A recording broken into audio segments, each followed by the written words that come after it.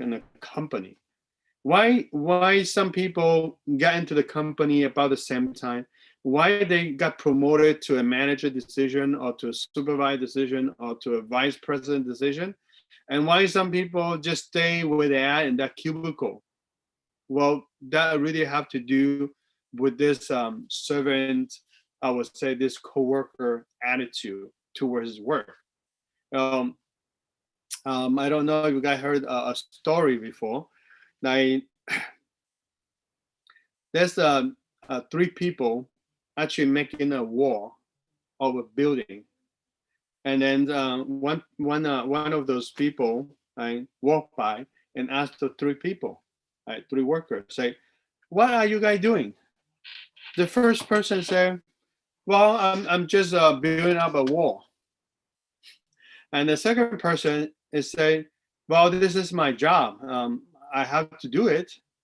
And the third person is saying, "You know what? I am building a part of the amazing city that's going to happen in the near future." So sure enough, 10 years later, that third person, he said, "I'm going to build amazing part of the beautiful city." He become one of the very popular architect in that city. A lot of the building actually was designed by him. And the second person and just keep doing as a job. And the third person lost his job. So really is the attitude. Even the three workers started at the same level and doing the same thing, but because the attitude toward the work have really earned the trust and also the thing that this person deserves. So who actually asked the person? Actually is the owner of that building that you're going to build. So he saw the attitude, so he actually give more, let's say, attention, resource to the third person. So even give him scholarship and go to school, and then also give him, let's say, chance to work in this company and the core leadership team, and then on and become one of those popular architect of his firm. So you see that just the attitude slight difference, it actually changed the path of your future. So there's the first servant, I would say he must earn it in the ways that how he work, how he treat his master or treat his work, and while in his masters around. And then his ability to double the bag of gold that his master entrusted him. So that's interesting. If the master give him 5 bags of gold, he's able to double it. How about if the master give him, let's say, 3 bags of gold? Can he double it? Definitely no problem. How about 1 bag of gold? I'm sure he will even double even more, probably. But how about master give him 10 bags of gold? Well, I didn't say that he will be able to double it, but really it depends on time. But if the master give him more time, I'm pretty sure that he will have the ability and have the skill to double that as well. That's why the master entrusted 5 bags of gold to him, because knowing his ability, knowing that he can trust him. So now the question is, why the master trusts his servant more than the other servant? So what was this saying? Maybe the master already knew that this is one of the, let's say, best servant he had, during that time. If he had to choose among the three to use his gold to, let's say, manage or to grow gold. So why the master trusts this servant more than the other? Because maybe this servant is more responsible. I remember I attended one conference. I don't know if you heard about this world, let's say, leaders. I call it world leaders. His name is John Maxwell. Matter of fact, he was a pastor when he started. He was a pastor, and then he actually accepted a church in California. It's a very small church. So he come in, as a pastor, and he just have meeting with those leaders of the church, and they ask, okay, what is the need of the church and what is happening with the church? And ask that. Church is very small. So then he actually find out that what is the situation with church, and he start going and visit each family of the church. Go and visit each family, say, I'm the new pastor, so what can I do to help you and your family? And then ask them, what can you do to help me and the church? So having this kind of dialogue, and after a while, and that church start growing, really, really exploded.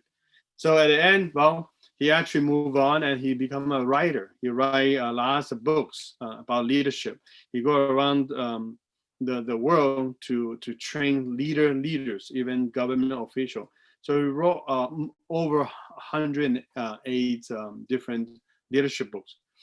So one time we went to a conference, and he was talking and shared with us a story that he actually moved from California to Georgia, Atlanta, because he said that it's actually easy for him to travel to Europe, travel to other part of the country. It's the main hub for Delta Airline. So anyway, he moved there, and then this one time a nephew of him got a job in Georgia, Atlanta. So he came and stayed with him for like a short period of time before he find his housing and stuff. So he come, and then he's got that job, and he asked his uncle. So Uncle John, I got this job. What can I do to make me stand out? Well, very easy, right? For somebody that knows John Maxwell and he's a leader of leaders and he's a nephew, if you go to the company, say, I'm nephew of John Maxwell, that definitely will stand out right there, right? Everybody will say, oh, this is a big shot. We should respect him and maybe promote him or maybe help him out somewhere. That's the one easy way to go. But John Maxwell didn't say that. Of course, the nephew probably didn't think of that too. But what John Maxwell told him is this. Say, look, 3 things. 1, get to your work 30 minutes earlier. Get out of your work 30 minutes later. Every time your manager asks you to do a project, finish it before the deadline and ask them, is there any other project that you can help? Right? 3 things. 1, go to your work early 30 minutes. So they say start 9 o'clock. You just report to your work 8:30 and get out your work instead of 5, you get out 5:30. And every time your manager asks you to do a project, and instead of finish on deadline date, you finish early and ask your manager if there's some other project that you can help. 3 things. So that's what he did. So, right, go 30 minutes before and leave 30 minutes later, and go 30 minutes before, give 30 minutes later, and every time you get a project, it finishes early, and then ask the manager, all right, is there another project that you want me to do to help? So it's been going for like a period of time, and then in the beginning, the manager didn't give him like extra project to do. But after a period of time, I feel like, this young man is very responsible. I certainly think that we can give him more responsibility, because he always finish early, finish well, and also he's not say, okay, I have a couple of days off, try to chill, relax. So then start giving extra project, more and more. So pretty quickly, he got promoted himself. So now, if you think about this servant, I don't know what this first servant did, but if he did something like that, being faithful, being honest, in front of his master from the very beginning, I'm sure he ability have earned his master trust enough to entrust him with 5 bags of gold. So nowadays in our society, a lot of people get to their work on time or 5 minutes or 10 minutes late. When 4:45, they start checking the last email or start going to the bathroom and getting the bag ready, and 5 o'clock, and they just clock 5 o'clock or 5:01. They clock themselves out, they go home. So if you're the manager or the president of that company, if you look at that, this is a worker. Yeah, it's a worker. You cannot say it's a bad worker because on time to report in and on time to report out, and every project that you give in is did it on time. You cannot say that this is a bad worker, but certainly you cannot say this is a outstanding worker. So when you have a chance to promote, will you promote someone like that or promote someone like the nephew of John Maxwell? So this actually taught me a lot in the sense that during my career time. So since I went to school, I work, right? And after I graduated from college, I work. And after that, and I even went to master, I still work. So since I was 13 years old, I moved to Panama with my brother. I did not stop working. Even until today, I'm still working, and just different capacity. So working is not something that, oh, we have to do it. It's something that we naturally do it because this is what we need to do to survive, to support ourselves, and to support our family, right? So I would say that if you want to earn the trust of your family, your friends, and your coworker, your supervisor, or your professor, anybody, then you need to go extra mile. You need to really think further. Making the quota is not good enough. Nowadays society is not about just making the quota.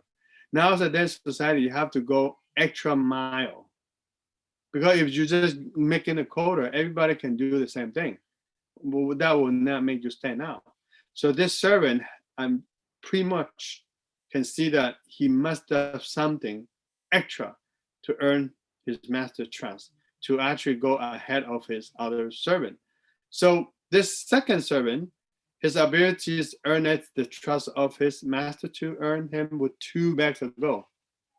So you say, why not 3 bags? Why not 4 bags? Why not 1 bag? But why 2 bags? So maybe the master know this servant ability or his level of trust probably with 2 bags is good. But if more, maybe too much. With less, maybe it's wasted. So 2 bags. So his ability were able to double the bag of gold, right? So earn another 2 bags that his master entrusted him. So if this person know where he at, that's all he can do. And the master know, that's very important. It's the management skill. The people management skill, the human resource management skill is so crucial. Because you don't want to give too much to certain people and burn themselves and burn them out. You don't want to give too little to the people so they feel like they got lost somewhere in the jungle. So you just give them enough. So if you want to ask somebody to do certain thing, first you have to think, who is this person, what this person can do, and what this person cannot do. So you have to manage it like let's say carefully. For instance, if you give 100 bag of rice, like 1 bag of rice, to like a 10 years old to carry, right, from point A to point B, you're probably going to hurt this 10 years old, crash this 10 years old bag. You know, this 10 years old might fall down and get injured. But if you give it to like 16 years old, he's already a teenager. His muscle already growing and built up with 100 pound of bag of rice, he can do it. If you give it to 18 years old, certainly is not a problem. So you have to think. You cannot say, okay, all three of you, 13, 16, 18, all three of you carry, each one of you carry a bag of rice to that truck. Then you might end up hurting the 13 years old. So it is important for you to understand as a leaders or as a son, as a daughters, as I'm gonna say parent. I don't know how many parents here watching. As a parent, before you ask somebody to do something, you have to analyze that person's ability, skill, talents, and everything that they know. And then you ask them to do certain thing. If you don't, then you ask them, then you might end up hurt them or burn them out. Or next time, these people just try to run away from you before you open your mouth to ask them to do certain things. So that's very important, that to manage those people well. So the question is like, why the master instructed the servant with more gold than the last servant, but less than the first servant? Like I say, because the master knows this person or this servant ability, skill, and personality, and everything that probably resources that he have, everything that he have, and he feel like this is the right amount, the goal that he can give to this servant. So managing people is one of those lessons that you must learn in life. Even though you have a girlfriend or boyfriend, you don't want to ask your boyfriend or girlfriend do something more than they can do. For instance, if you like just a college girl, you ask your boyfriend to buy you a $3,000 LV bags. Come on, you're in college. All you need is a school bag. Why you need an LV bag? And your boyfriend is spending his parent money to pay the tuition, spending money for the school. Now all of a sudden you ask your boyfriend $3,000 to buy an LV bag. So what do you have to do? He might have to make a lie to his parent to ask for that $3,000. Or he might end up using his study time to study and then go to work in a restaurant or do delivery to make that $3,000 to buy the bag for you. But turn around, guess what? You have damaged the relationship with their family if they find out that you actually make the son to lie to them to buy you an LV bag, or instead of study and then he fell or get a low grade of his class because he wanted to make you happy and go make the money. So you're really asking something that is not realistic. You're asking something that this person don't have. So you have to be very sensitive and careful. Of course, at the same time, if you let's say have a girlfriend and that girlfriend is still in college and saying, you know what, I want to marry you now. She's not ready. She wants to finish his college, and then the parent, of course, will not willing to let the daughter marry you right now because he's still young. He's still in college. But you say, okay, even you marry me or we break up. You're really asking too much. So by the end of the day, you might end up both suffering and you might end up broken out. Yeah, even you really love her and like her, but the timing is not right. So what I'm saying is that you have to know the people around you. What can you say? What cannot you say? What can you do or what you cannot do? So that's very important to manage. When you say manage other people, really is manage yourself. Like we always say, manage time. You cannot manage time. Time is time. You can only manage you, how you use the time that you have. But everyone have a 24 hour. Like it or not, the clock was still spinning without you, like it or not, 24 hour. But the thing that you can manage yourself, how you're going to use those 24 hour to do things that you want to do. So that's why this servant, right, get like 2 bags because the master know what is the right amount of pressure. So ability of the third servant, in reality, like we probably like the two first servants, say, oh, they're good, they have skill, ability to earn and make the master happy, and they can actually get accepted by a master, enjoy his happiness. But really, look at this third servant. Even though he didn't make any money for his master, but I'm sure in the beginning, his ability to earn the trust of his master to entrust him with 1 bag of gold. If this servant is so bad, so obvious, so lazy, right, so wicked, the servant the master probably never give him a bag of gold, even probably tell him to get lost or do something else or do some other work.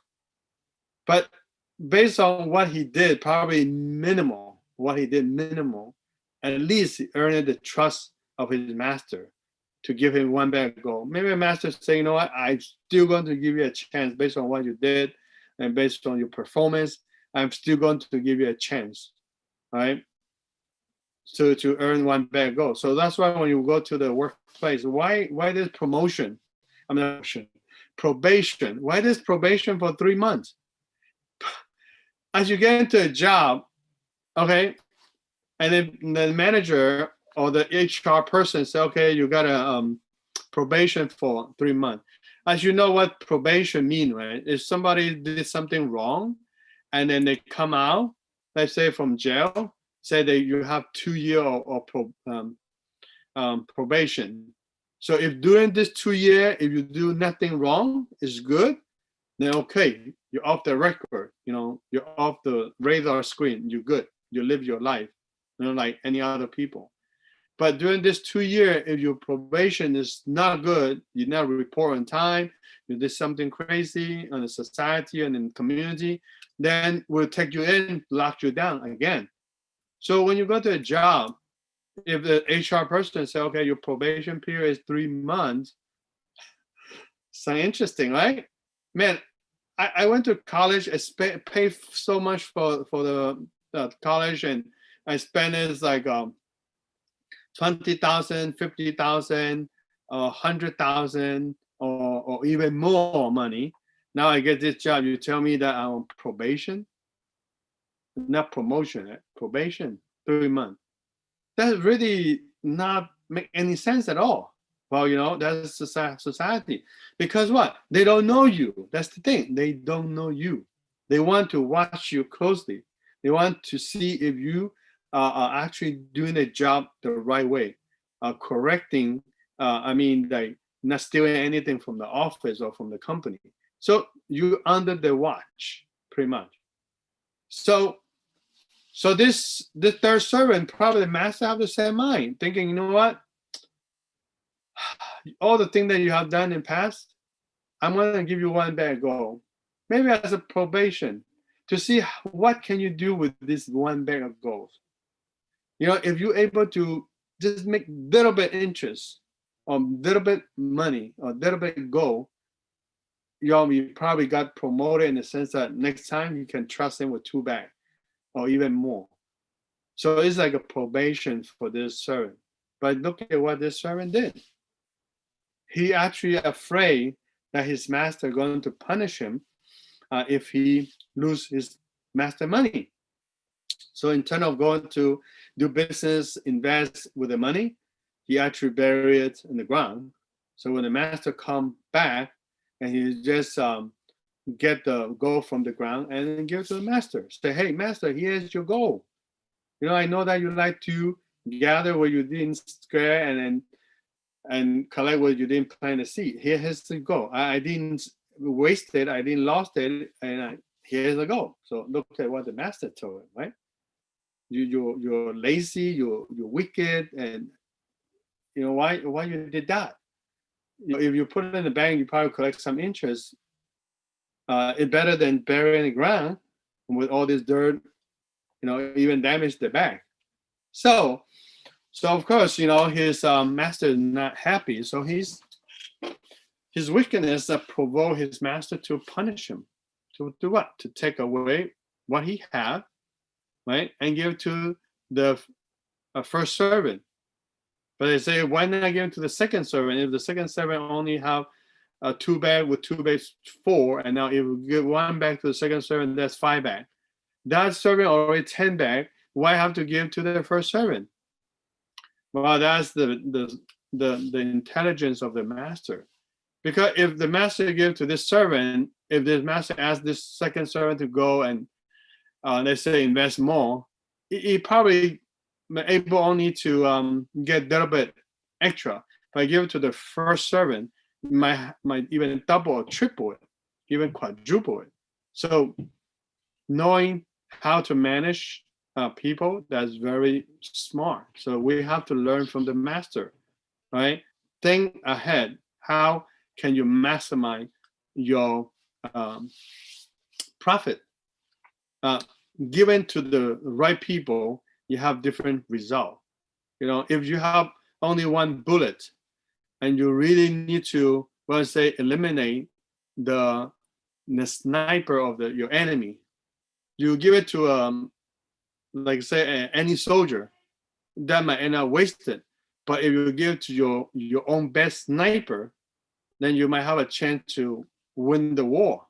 And that's what make a difference, using to the right person. So that's why knowing who you are and putting the right people in the right position and make a huge difference.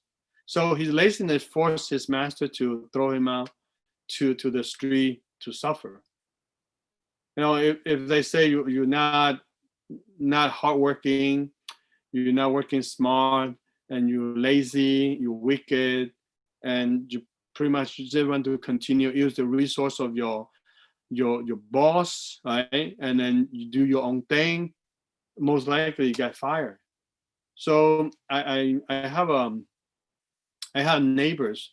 Actually, she do like industrial, commercial, they say energy system design, and they work from home now. But then she told me that since the pandemic happened, they already have 5 waves of, let's say, cutting people. They already cut 5 times. Or his company, they already cut 5 times. I say, why are you still working then? Say, I've not been cut yet. I said, why is that? Because I take my job very seriously, and I'm very good with what I do. And I'm the manager of the whole design team. I said, wow, interesting. So in 2007, they did 3 cuts, right? Because of the financial crisis crash, because a lot of the things that they designed with tall buildings, that is like industrial design for the energy system. But then this pandemic happened since January until now. Now it's almost like 10 months. They already did 5 cuts. So just imagine what this person have done in the past. This person must have done something really, really good and really earned the trust of her company, so that they did not fire her or let her go or cut her out. So as a Christian, whatever we do, right, we actually do it not just for us, not just for our family, but definitely for our Lord. You have to have the good testimony in front of people. If you go to work in a company and there's some non-Christian there, then if they look at that Christian, always come in late and always check out on time or early, or during the office hour, or when using the computer do his own thing, or on the phone talking about nonsense, not work related. So you have bad testimony to begin with, right? So even your managers see that, and most likely you might not get a promotions a chance. So let's say through this, let's say story, I learned it so much. That's why when I started, I got my job after I graduated from college, but I got the job before I graduated. The reason is that I was working in a place that actually have some relationship with the job that I apply.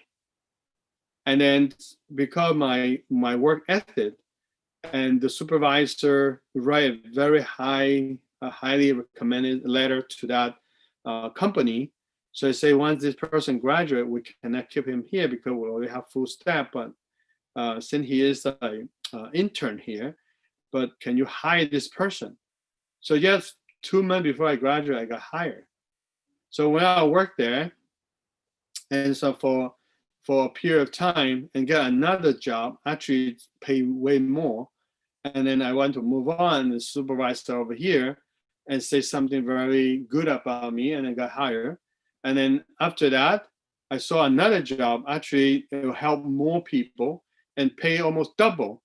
And I wanted to go there, and then this supervisor, and she become a PhD and a professor at NYU, right? She wrote a very outstanding letter, and based on her title, that company saw it and said, wow, you know what, this is great, and then they hired me.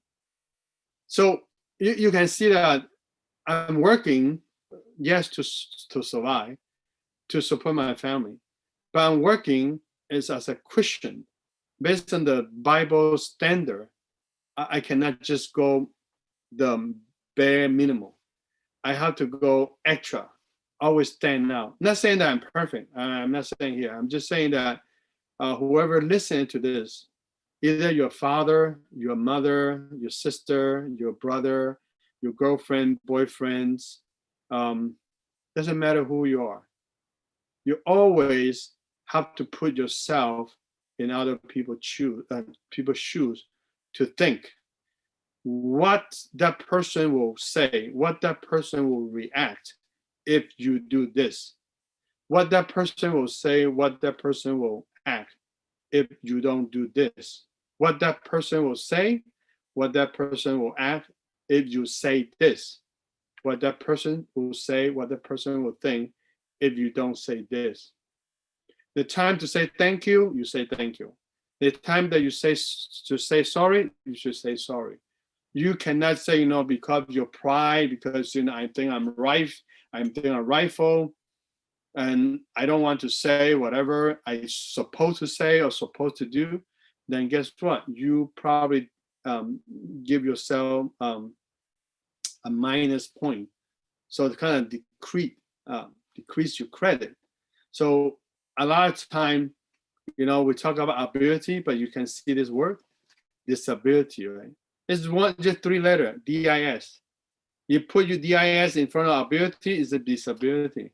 We want to become a person that has ability, but not become a person with disability. Okay, so last thing, I'll say this. Ability really is about your attitude toward people, to a thing that you do, like I said before, whatever happened to your life, in reality is only 10%. How you react to it is account 90%.